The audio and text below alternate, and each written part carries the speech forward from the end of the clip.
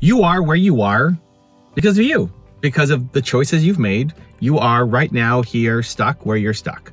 It's not the government's fault. It's not the economy's fault. It's not the algorithm's fault. It's not your parents' fault. It's not even your fault. I'm not even here talking about placing blame. It's not about who we're going to blame. It's about taking the responsibility to fix it, to say, I don't want to stay stuck here where I am right now. Things have to change. This is not my final destination.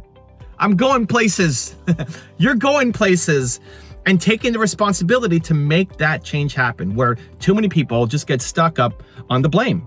Like, well, I'm here because of the economy, or because of the president, or because my parents, or because my education, or because whatever circumstances. And we use that as a valid excuse, a reason for why we won't take action. Well, it's not your fault. And because it's not your fault, we have somebody to blame. And so that means we can just stay stuck. And unfortunately, that's where most people are stuck. They're stuck being stuck.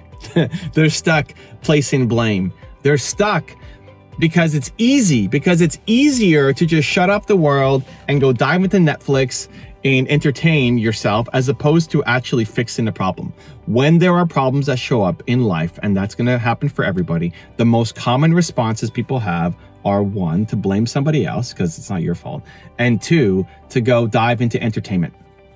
As opposed to saying, I don't even care whose fault it is, but I'm going to take responsibility for where I'm at, and I'm going to invest in myself to flip from entertainment to education so that changes can start to happen. Because until you break that loop, until you break that cycle, you stay stuck.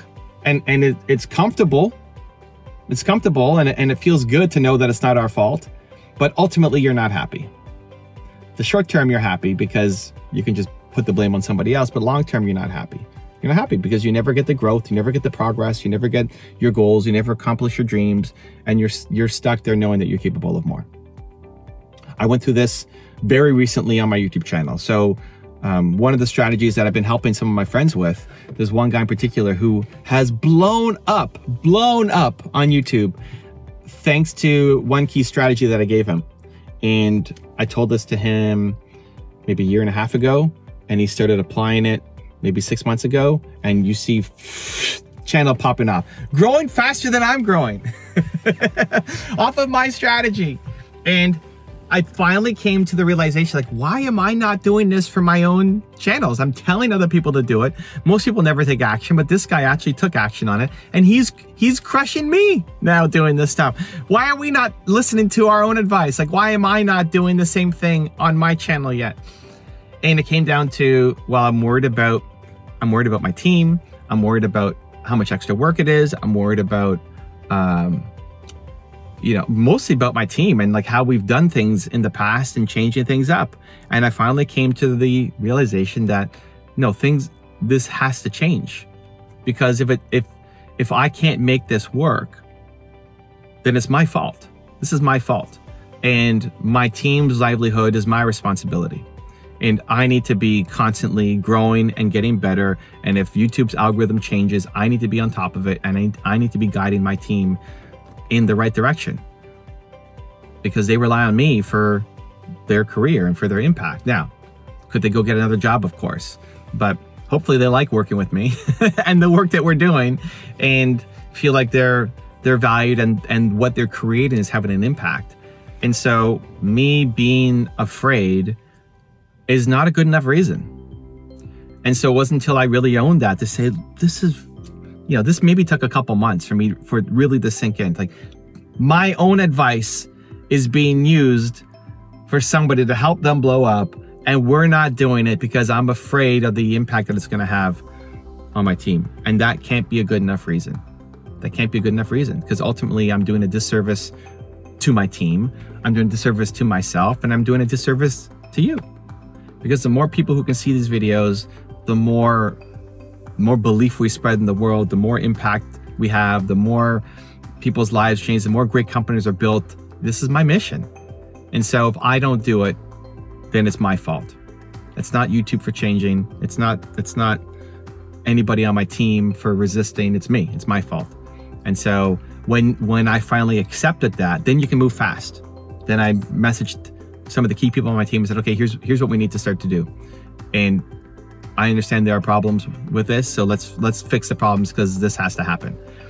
And now we're doing it, and now we're moving quickly, and you know, hopefully we'll start to see the results.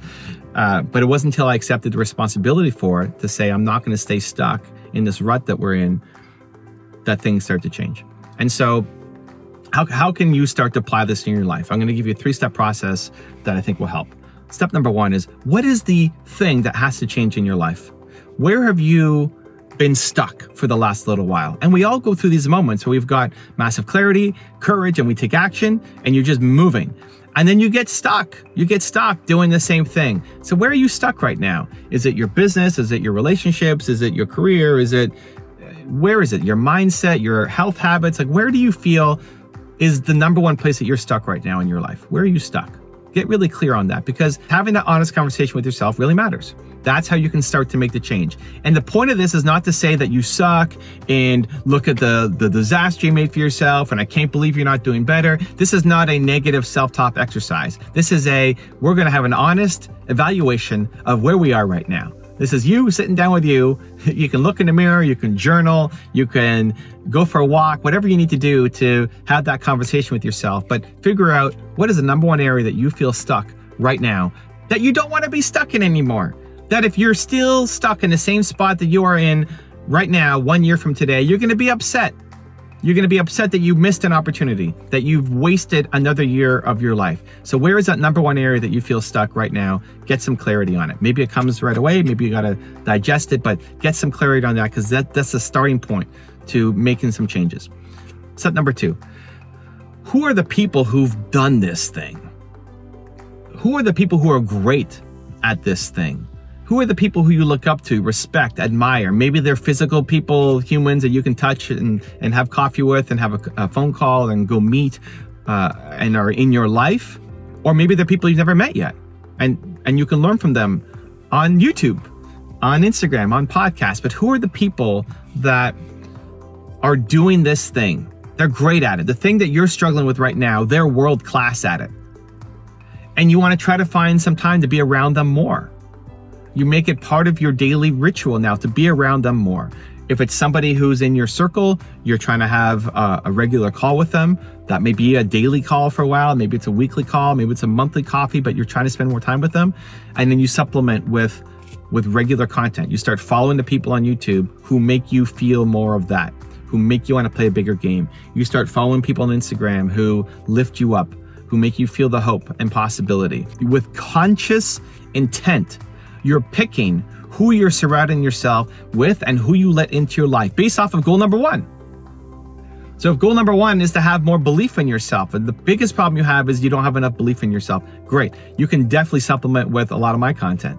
I mean, at least that's the intent. With every video I make, I'm trying to inject more belief into people, into myself as well as other people.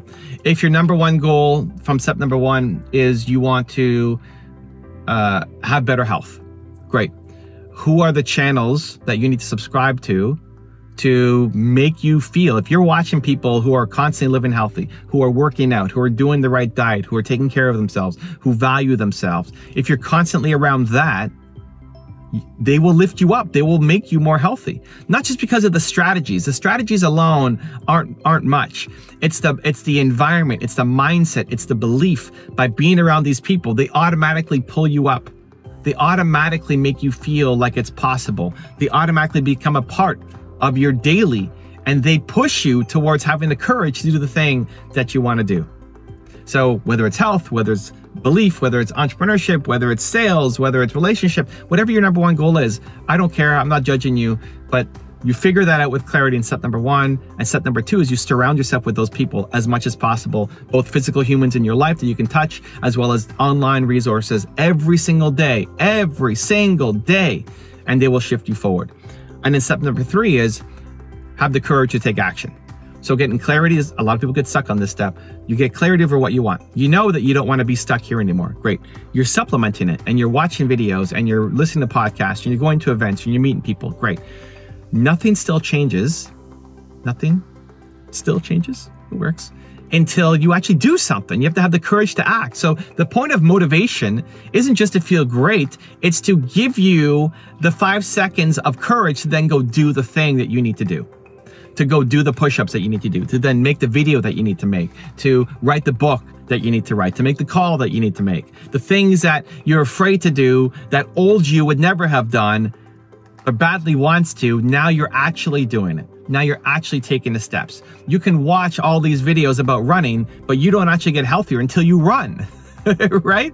You will not get healthier by watching people run. You could say, my number one goal is I need to get healthier. I'm going to do that through running. Step number 2 is you're going to surround yourself with people who run, you're watching videos of people who run. Great. But nothing actually changes in your health until 3, you actually start to run. It's why it's so important that with all of these videos, I always say, what's your plan of action? What are you going to do? Because if you just watch the video, there's that 35% chance of you actually following through. If you just get motivated, you're probably not going to take the action. But when you create the action plan, you're way more likely to take the action. So the point of being around these people, of getting the motivation for that thing, is not just to feel rah-rah, hey, I can do it, but it's to give you that 5 seconds of courage to then actually go take the action that you need to take. When you can follow that process, when you can, 1, get super clear on what it is that you do not want to stay stuck in anymore in your life. 2, surround yourself with the people who are living it, doing it, have higher standards than you in that thing that you want to get better at. And then 3, use that as the courage, as the momentum to then go take some kind of action in your life. That's how you get unstuck.